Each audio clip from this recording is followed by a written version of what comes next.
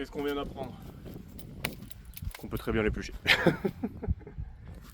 Au final, je l'ai absolument pas fendu en suivant les fissures. Et comme vous avez pu voir, j'ai pas eu besoin, ou très peu, pardon, plus exactement, très peu eu besoin de me baisser pour refendre un morceau. Déjà parce que j'ai pas de problème, généralement, bon là, faudra que je réaffûte la hache. Mais normalement, je peux aussi attraper des morceaux, genre je la plante dedans et j'ai pas besoin de me baisser pour redresser des morceaux. Et là, elle a trop bouffé le sol. Ça, c'est le problème de travailler au sol. Et c'est pour ça que j'essaie d'apprendre une technique qui s'appelle le flic, qui consiste en gros à fendre, avoir un mouvement normal et à la fin donner un petit coup d'un côté ou de l'autre. Et ça a plusieurs avantages. Alors c'est pas forcément des... Enfin si, c'est des trucs que tu peux faire au merlin aussi d'ailleurs. Ça a donc plusieurs avantages. Là, le premier, c'est ça aide à écarter plutôt que d'avoir le truc qui se fend la tête de votre hache ou de votre merlin, plutôt que de l'avoir qui arrive et qui se plante et potentiellement qui reste coincé, mais ça va être un autre sujet aussi d'ailleurs. L'idée c'est d'utiliser l'inertie que vous avez générée pour que ça écarte. Ça c'est la première chose, donc ça va souvent être ce genre d'écartement, ça va souvent être super utile aussi quand vous allez taper sur des nœuds. C'est-à-dire que si j'ai un nœud qui est comme ça, et que je fends comme ça, alors évidemment des nœuds pas très gros, ou surtout des nœuds qui sont pas visibles. Ça arrive souvent on l'a vu ensemble, hein. Il y a des nœuds, ils sont pas visibles de l'extérieur, et plus vous écorcez, vous épluchez votre tronçon, et plus vous vous rendez compte que en fait il y a des choses à l'intérieur. Ça c'est la première chose. Et donc du coup, ce que ça va faire, c'est que plutôt que d'avoir à taper tout le temps comme ça, et donc alors que vous avez un nœud qui est là, donc là on sait très bien comment ça se passe rarement à notre avantage. En fait, ce qui va se passer, c'est que du coup ça va faire un truc comme ça, et donc ça va écarter la fibre, et souvent ça va vous permettre donc de plus facilement en tout cas, faire un morceau.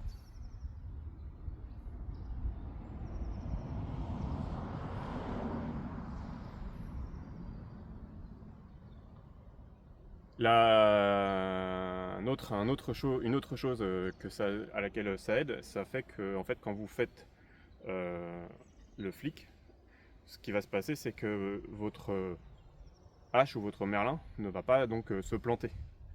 Il va généralement juste s'enfoncer un petit peu, repousser de la fibre, et le cul du truc va retomber sur l'autre morceau. Donc ça va faire que vous allez vous planter comme ça, paf, à la fin vous faites comme ça, et en fait à la fin la tête de la hache ou de merlin, elle va sortir toute seule en fait du coup, parce qu'elle va jamais rentrer, et donc du coup vous ne traversez jamais jusqu'au sol votre morceau de bois que vous êtes en train de fendre. Et en plus de ne pas avoir ce problème où ça va taper par terre, après ça c'est pas forcément quelque chose dont les gens en ont quelque chose à foutre quand ils utilisent un merlin, parce que c'est rarement utilisé comme étant affûté, mais une hache à refendre ou une hache tout court. Il y a des haches qui ont des profils, peut-être un peu moins chez nous, mais il y a des haches qui ont des profils qui sont faits pour fendre du bois. Et la Fiskar, pour le coup, c'est un exemple, même si c'est loin d'être ce qui peut être fait de mieux. Je ne suis pas tout à fait convaincu d'ailleurs par le profil de la tête de hache, mais ça c'est un autre sujet. En attendant, ça permet déjà donc, de ne pas avoir besoin d'avoir le truc qui se plante par terre, ou qui arrache de la terre ou des cailloux, j'en sais rien. Ça évite donc de bouffer le fil de votre lame, ça permet de pas potentiellement pas la casser. Moi, si vous voyez là, comme on a des cailloux qui affleurent, moi elle a bouffé, et maintenant non seulement elle est plus aiguisée, mais en plus elle est plus du tout régulière, elle a été bouffée, elle a bien mangé les cailloux là. Ça permet aussi du coup de ne pas avoir votre tête qui se coince en fait, puisque quand ça tape en ligne droite, si ça rentre, il y a de fortes chances que ça reste coincé. Et donc ça vous permet généralement d'éviter ça. Alors vous l'éviterez jamais à 100%, et c'est pour ça que le profil de la tête de votre hache ou de votre merlin va avoir un fort impact sur votre facilité, enfin la facilité que vous allez avoir à le retirer. Bref. Et souvent en plus ça permet du coup d'avoir une plus grande fluidité dans le travail, puisque en fait vous tapez, hop, ça rebondit, machin, je sais pas quoi, ça reste, du coup en fait vous pouvez avoir une certaine fluidité dans le mouvement. J'exagère un petit peu, mais on n'en est pas très loin. Et forcément du coup ça donne un travail plus fluide, moins fatigant, plus productif. Voilà, donc plein d'avantages. Les inconvénients, j'en ai en tête au moins deux. Un, le temps d'apprentissage, et moi j'y suis encore, hein. Le temps d'apprentissage de cette technique, c'est un peu violent. Euh, Parce que quand vous ratez, en fait, et on va en arriver très vite au deuxième problème, quand vous ratez, vous allez prendre des réverbes de fou dans les doigts. Ça va vous mettre des vibrations de taré. Parce que, j'en sais rien, soit vous l'avez envoyé un peu trop, soit vous l'avez envoyé trop tôt, et du coup, le temps qu'elle finisse sa rotation, en fait, elle n'a pas encore touché le bois. Donc, du coup, en fait, c'est pas la lame qui touche, mais le cul, par exemple. Et là, vous prenez des décharges, c'est un peu violent. Donc, en fait, c'est vraiment un bien et intéressant que si vous arrivez à survivre à la période d'apprentissage. Et donc le deuxième problème que j'y vois, c'est que vous ne pouvez pas faire ça avec tout. Mais je pense que vous ne pouvez pas faire ça avec tout, plutôt non pas l'outil en soi, mais plutôt les manches. Je pense que là, la Fiskar par exemple, c'est pas un. Peut-être que je me trompe, j'ai pas assez d'expérience sur ce sujet-là par contre, parce que c'est le seul outil que j'utilise. Mais je regarde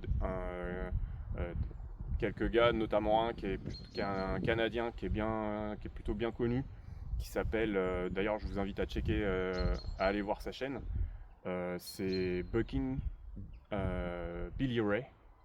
Et lui, c'est en gros, lui c'est le mec qui promeut cette méthode qu'il a appris avec des anciens, je crois, une connerie comme ça. Enfin, lui c'était un professionnel dans le bois, production de bois de chauffage, élagage, des trucs comme ça. Il faisait un peu tout. Et donc il a appris avec des anciens, c'était il y a plus de 30 ans maintenant. Donc voilà, il a un vrai savoir qu'il partage abondamment. Et notamment ça, et justement lui en parle. Déjà, il conseille des manches plus courts, donc il faudrait potentiellement que je parte sur quelque chose de plus court. Il conseille, c'est pas qu'il est contre les manches en fibre, c'est qu'il y a deux inconvénients. Un, le comportement d'un manche en fibre n'a rien à voir avec un manche en bois. Et je pense que quand vous faites le flic et que vous ratez, vous sentez la différence. En fait, la réverb qu'il y a dans un manche en fibre est bien plus intense que la réverb dans un manche en bois. Le manche en bois, déjà il est plein, donc il va absorber mieux les ondes. Et donc la propagation que vous allez ramasser dans les doigts et les poignets et les coudes.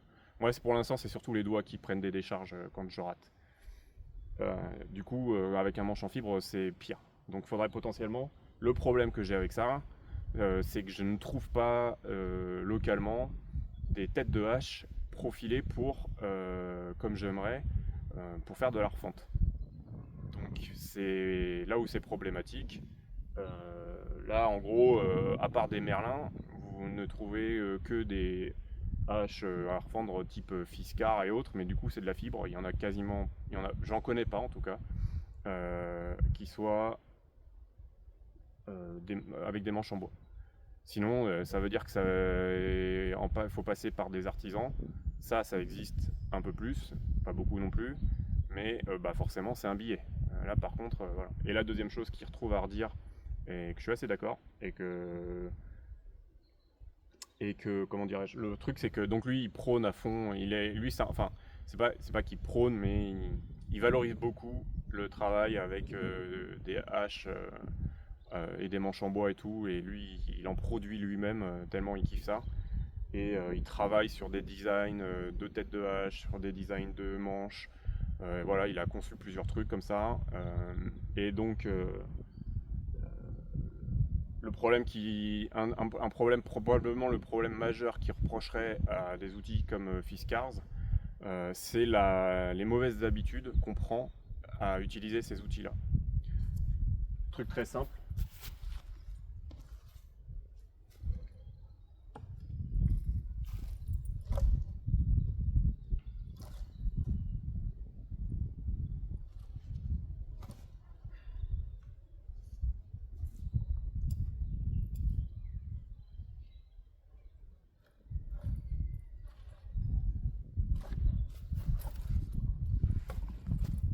Oh la vache, il est gorgé de flotte. Oh, il est pourri lui. Hein.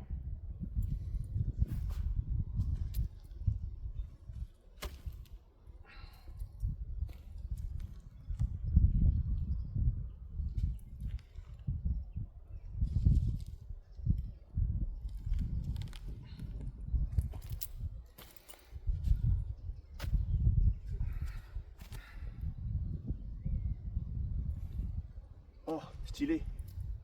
Il y a une graine de je sais pas quoi là. Elle a germé et tout. La vie c'est improbable. Bref. Pourquoi les manches en fibre ont une grosse réputation? Pour ceux qui ne voient pas pourquoi les manches en fibre ont une grosse réputation, c'est que ils sont entre guillemets réputés incassables. Déjà c'est pas vrai, mais effectivement c'est beaucoup plus résistant que des manches en bois. C'est quoi le problème avec les manches en bois? Généralement c'est pas le manche. Enfin si, c'est juste que c'est pas le manche qu'on pense. Généralement le manche c'est pas celui de l'outil. Le manche qui pose problème c'est celui qui manie l'outil. Je m'explique.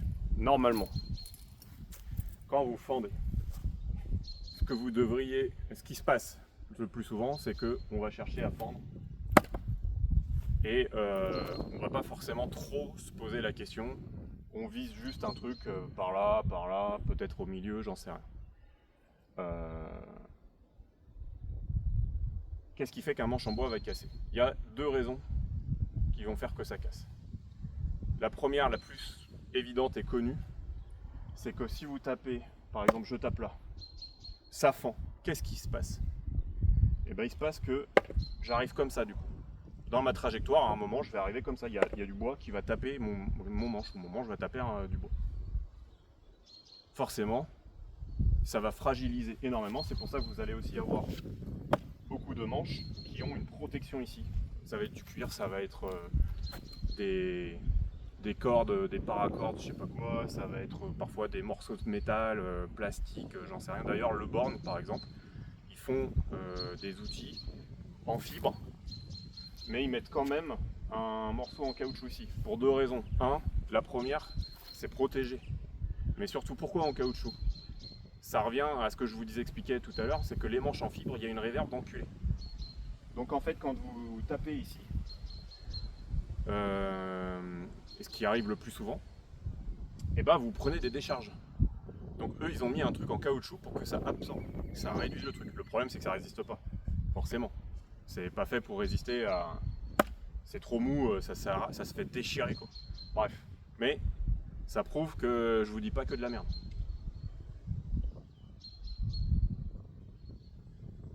Donc, ce que vous voulez faire normalement, c'est taper que du côté d'un côté safe. En fait, ce que vous voulez, c'est arriver comme ça, à la perpendiculaire. Bon, là, moi je suis comme ça parce que la perpendiculaire, c'est pas la perpendiculaire par rapport au sol, mais normalement vous voulez la perpendiculaire par rapport au bois.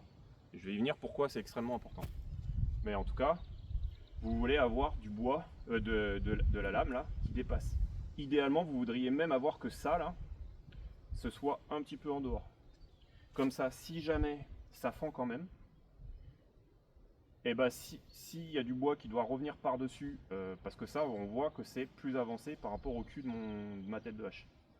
Donc ça, bon bah ça va passer, c'est pas un problème, mais une fois que j'arrive là, bah, le bois potentiellement peut se refermer, ou il y a des fibres, ou j'en sais rien. Il y a des choses qui peuvent venir quand même ici. Donc idéalement, vous vous mettez plus ou moins, alors ça va être, j'allais dire aux 3/4, 2/3, mais voilà, bon bref, vous tapez comme ça, et comme ça, là vous êtes tranquille, il y a toujours du profil qui est quelque chose qui va protéger votre manche. Alors ça marche pas trop comme explication sur un manche en fibre, parce que techniquement là, la tête elle est dans le manche. Traditionnellement, même plus de manière plus conventionnelle, généralement c'est l'inverse, c'est le manche va dans la tête. Vous avez un œil sur une tête de hache dans laquelle va le manche.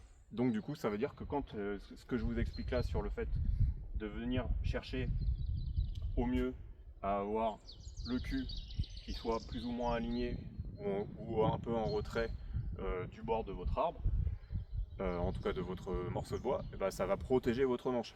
Mais ça marche strictement au stricto sensu que quand bah, le manche il est dans la tête. Là, bon, bah forcément, là ça va venir gratter ici, mais c'est un manche en fibre, on s'en balèque. Donc, l'idée c'est venir ici comme ça. Vous fendez tout le temps comme ça. L'écorce vers vous. Pourquoi l'écorce vers vous? Ça c'est un autre sujet qui n'a rien à voir, mais ça vous permet aussi de voir plus facilement où il y a des nœuds. Et évidemment, on en a parlé plusieurs fois, vous ne verrez pas tous les nœuds. Il y en a qui sont cachés, il y en a qui sont cicatrisés, qu'on ne voit pas forcément bien, ils sont couverts par n'importe quoi, de l'écorce, de la mousse, de la boue, de la terre, des cailloux, ou juste ils sont à l'intérieur du morceau et vous les verrez jamais tant que vous n'aurez pas décortiqué votre... Bon mais ça c'est un autre sujet. Pourquoi le deuxième sujet, et donc pourquoi la deuxième raison qui fait qu'un manche casse facilement. Ça peut arriver que votre manche casse régulièrement, même si vous faites attention à ne jamais taper comme ça. Parce que là, en fait, forcément, mon manche en fibre, il va pas casser. Alors, il peut casser, il n'est pas incassable, mais il est extrêmement plus résistant sur ce genre de situation qu'un manche en bois. Ça, on est d'accord. Mais du coup, c'est ça que Bucking Billy Ray, que Bucking donc critique, c'est que du coup, en fait, d'avoir des manches comme ça renforce pas l'amélioration de nos compétences en fait. Au contraire, ça nous accompagne presque à faire de la merde. Voilà. Bon, ça c'est mon interprétation, il le dit pas comme ça, il le dit de manière plus polie et plus, on va dire, bienveillante, même si je suis pas dans la malveillance, mais je suis un peu plus brut. Quoi qu'il en soit, la deuxième chose donc, c'est que, pourquoi c'est... oui, donc je disais, la deuxième chose c'est qu'est-ce qui fait que... La deuxième raison qui fait que nos manches cassent, c'est la façon dont on tape notre bois. Pourquoi? Et c'est là où on en revient à taper à la perpendiculaire. En fait, quand vous tapez à la perpendiculaire, vous n'allez pas mettre le même stress au moment du contact. C'est-à-dire que si je viens taper comme ça, alors là il va falloir que je renforce le mouvement, mais si je viens taper comme ça, donc là mon truc il fait paf. En fait ce qui se passe c'est que là ça va se faire arrêter dans un profil où en fait la fibre elle n'est pas prête à recevoir le choc. Donc en fait souvent par là, c'est là que vous allez commencer à créer des fragilités, parce qu'en fait du coup il y a plus ou moins des torsions qui vont se créer. Alors que si vous arrivez comme ça, ben déjà je laisse le manche faire, pas le manche, je laisse la tête faire, et du coup j'ai moins de stress qui arrive ici, parce que là au moment où j'arrive, j'ai fini mon mouvement. Moi je laisse, je ne touche plus. Ok. Du coup je soulage le manche. Alors là c'est un manche en fibre, même chose. Ça va pas, ça va rien faire ça. Vous pouvez taper comme ça si vous voulez, comme ça si vous voulez, ça va rien changer. Pour la raison qui fait que vous avez beaucoup de réverb dans un manche, c'est que c'est des manches aussi qui sont plus souples. C'est très facile. Alors là, j'arrive pas à la planter parce que j'ai bien niqué le truc et je pense que la fibre ici, elle ne le permet pas. Mais il y avait des vidéos dans le passé que j'avais faites où j'avais planté mon truc et le bois ne bouge pas et je pouvais déjà tordre mon manche.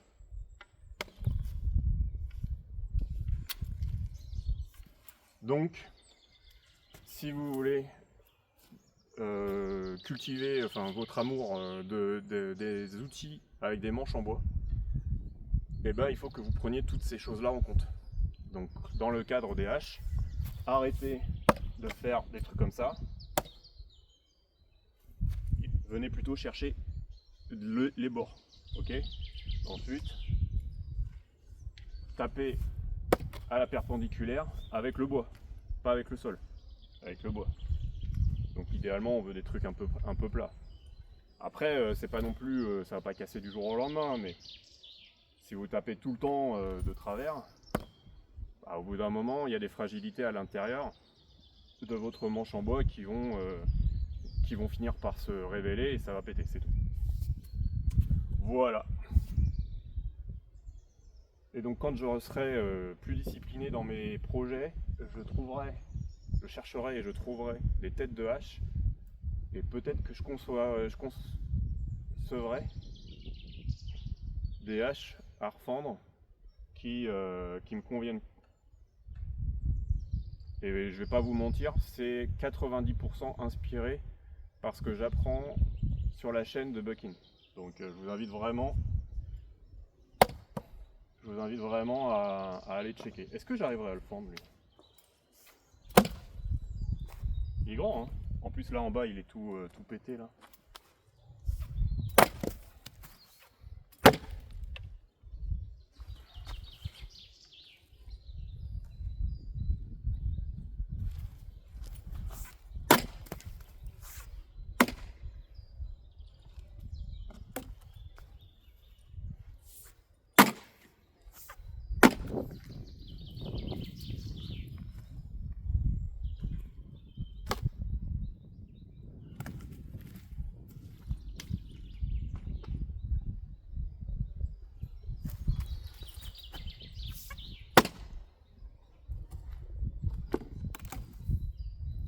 Ah et aussi, donc je vous disais, il conseille des manches plus courts.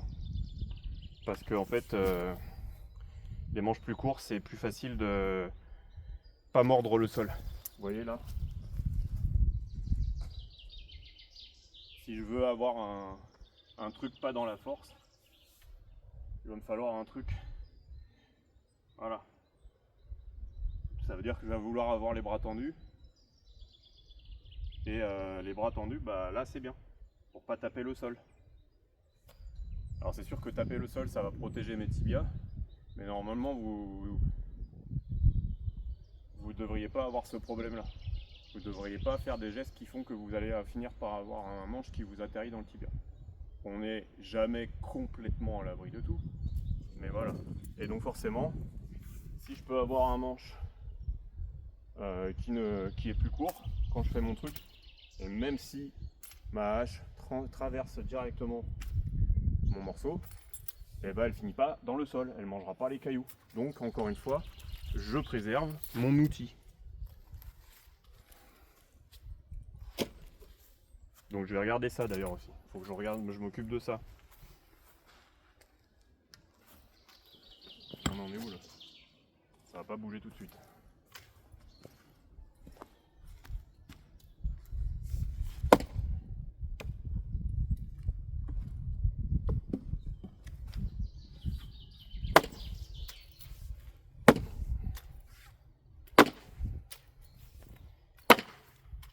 Vous voyez? Ça c'est le flic. Ça écarte mes morceaux sans se planter. Alors faudrait que je trouve une traduction en français parce que forcément en français c'est bizarre parce que ça s'écrit pas pareil hein, mais que le mot flic en français. Mais bon, à défaut d'autre chose.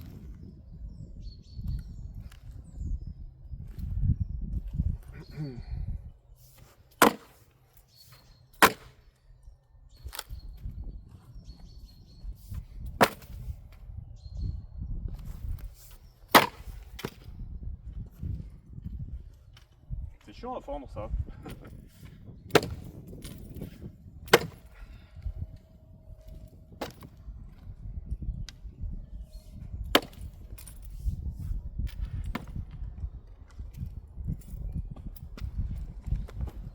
Yes, très utile ça.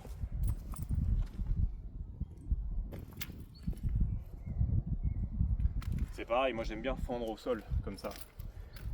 Je suis pas un client d'utiliser un... Comment ça s'appelle? Ah bah je sais plus, tiens. Mais un truc au sol, là, un bois, juste pour prendre ton morceau, le poser dessus et machin. Non, non, en fait c'est chiant. C'est extrêmement chiant. Je comprends pas pourquoi les gens ne jurent que par ça. C'est pas très compliqué. D'abord, alors de temps en temps j'aime bien, hein, mais pas quand je veux enchaîner. Les gens ils disent que tu vas avoir mal au dos, mais je trouve que je me nique beaucoup plus le dos à prendre, et je me fatigue beaucoup plus à prendre des morceaux, à les poser, et une fois que c'est fendu, bah, vu que c'est pas stable, bah, faut que je me baisse pour remettre les morceaux sur mon bio. Et je comprends pas comment les gens ils voient pas ça. Ensuite, a priori, c'est pour que je puisse, enfin, je pense avoir compris, enfin, ce que j'en ai compris, c'est que on veut pouvoir justement fendre à la perpendiculaire pour avoir de l'efficacité sans fatiguer son dos. Mais messieurs, mesdames, vous avez des genoux. Pliez les genoux plutôt que d'être des piquets là. Bah, hop, genoux. Hop.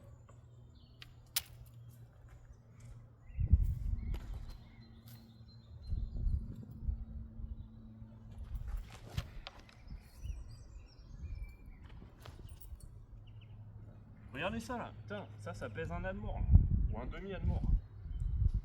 Si ça je dois le soulever pour le mettre sur un morceau, merci, allez vous faire. Hein. Eh, vous allez venir le faire pour moi. Hein.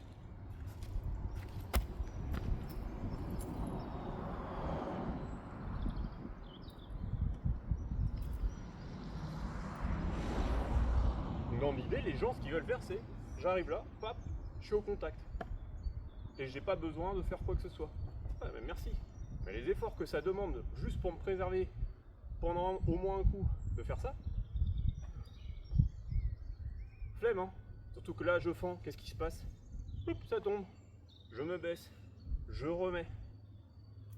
Alors que là, alors là j'ai un gros nœud, je vais pas le fendre. Mais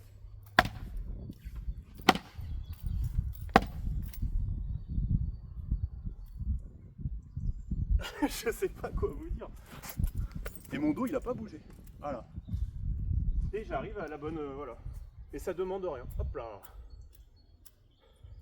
C'est bon pour les fessiers.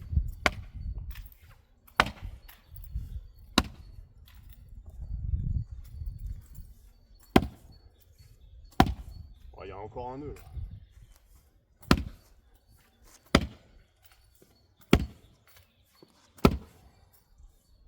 Bon, lui il va être vénère. Il est boursouflé de partout.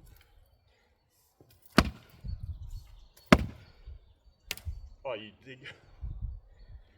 Il dégueule. Bref, vous avez compris l'idée. Je vais vous lâcher. Et si jamais vous avez d'autres conseils, ou si jamais dans les choses que je raconte, déjà s'il y a des conneries vraiment aberrantes, n'hésitez pas à me corriger. Pour le reste, on peut en discuter.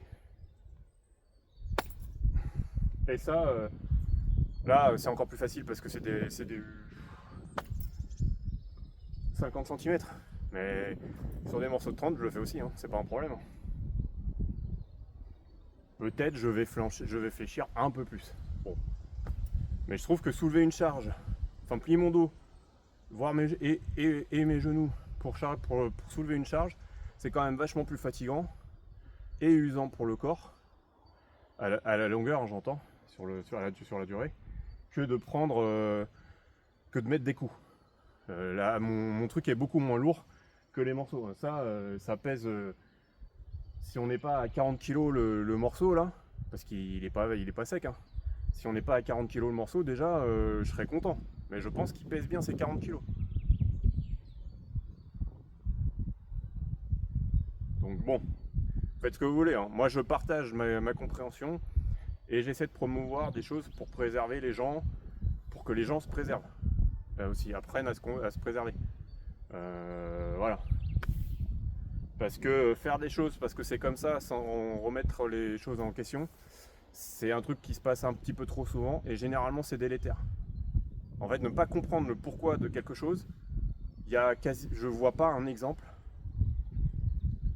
où c'est une bonne chose.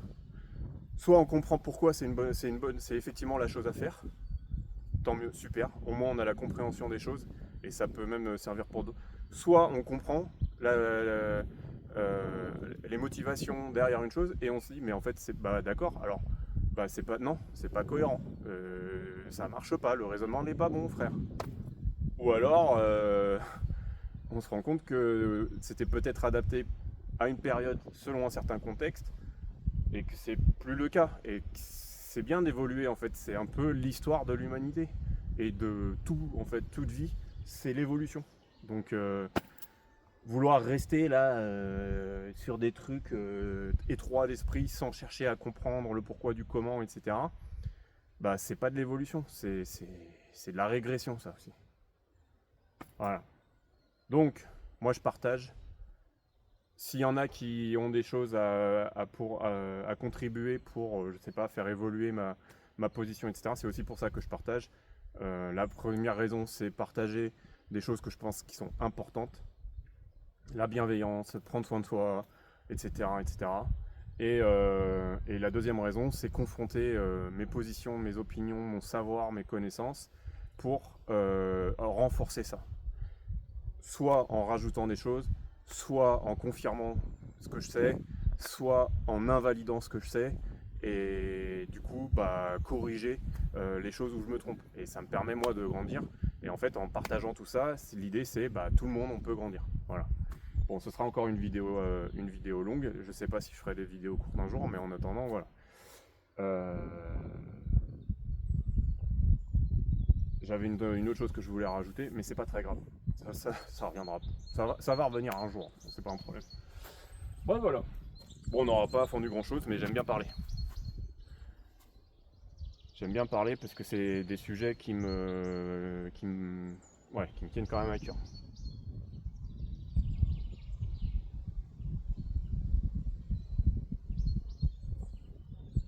C'était agréable quand même d'être dehors. Je suis assez détendu. J'ai pas vraiment transpiré. C'est un peu le bémol de faire des vidéos alors que j'ai plein de choses à vous dire, à partager, que j'ai envie qu'on discute, qu'on échange, qu'on construise, qu'on évolue. Et du coup, forcément, il y a moins d'énergie et de ressources qui sont investies dans le bois. Bon, je vous le dis tout de suite, clairement, je ne ferai pas tout le volume de bois à la main. Là, je le fais un petit peu, mais en gros, il y a un moment, je vais me bouger le cul pour aller louer une fendeuse hydraulique. Idéalement, elle passe sur le Jean-Jean. Mais pareil, le Jean-Jean, il faudrait peut-être que je fasse une petite maintenance quand même pour vérifier l'état de tout, des fluides, etc. Refaire les niveaux, mais globalement, normalement, il devrait tourner sans problème. Mais voilà, il faut que je m'occupe de ça et je pense que c'est ce qui va se passer. Donc ça va être au moins un 2 tiers, 1 tiers hydraulique manuel. Peut-être qu'il y aura plus d'hydraulique, mais on verra. De toute façon, il y a aussi de la.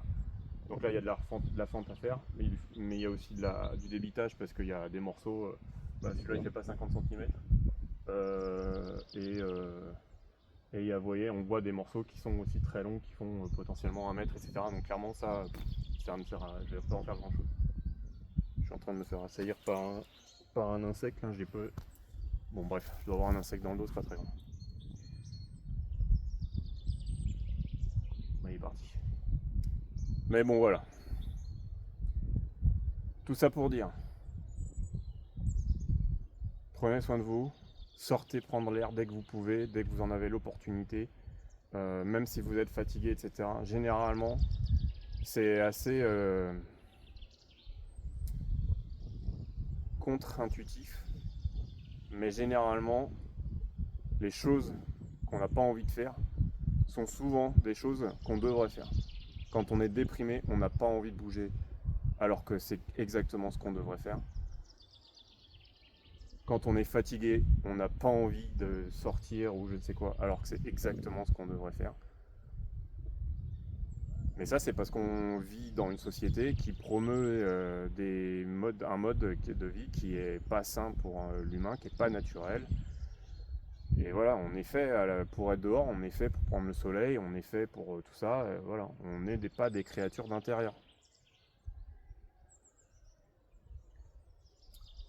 Sur ces belles paroles, j'espère que je pourrai au moins convaincre une personne. Si j'arrive au moins à convaincre une personne, c'est très bien. De prendre plus le temps, de prendre le soleil, de faire un peu d'exercice, etc.